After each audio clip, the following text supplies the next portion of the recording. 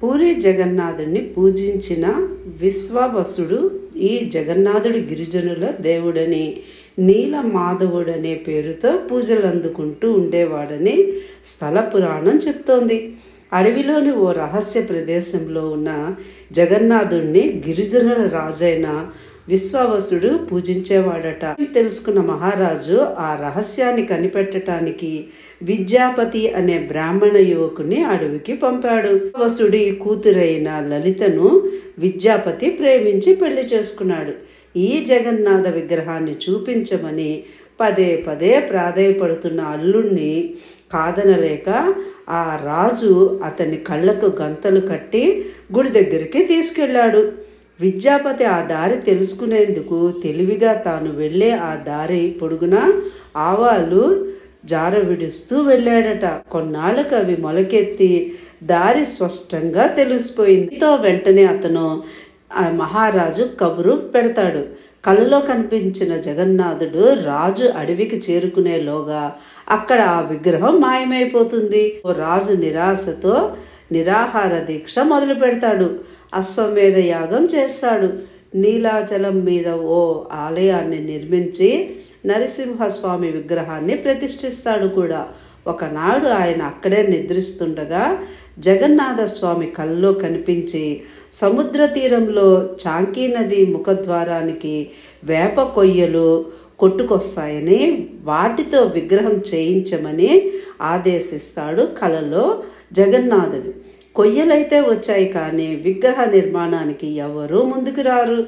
ఏం చెయ్యాలా అని చెప్పి రాజు ఆలోచిస్తున్న సమయంలో దేవశిల్పి విశ్వకర్మ వికలాంగుడి రూపంలో వస్తాడు. తానొక్కడినే రహస్యంగా ఓ గదిలో విగ్రహాలను రూపుకల్పన చేస్తానని చెప్పి ఆ సమయంలో పచ్చి మంచినీళ్లు కూడా ముట్టుకోనని, ఆ 21 రోజులు అటువైపు ఎవ్వరూ రాకూడదని, తన పనికి ఆటంకం కలగకూడదని షరతులు కూడా విధిస్తాడు. రాజు దానికి అంగీకరిస్తాడు కూడా. రోజులు గడుస్తున్న కొద్దీ గదిలోంచి ఎలాంటి శబ్దము రాదు.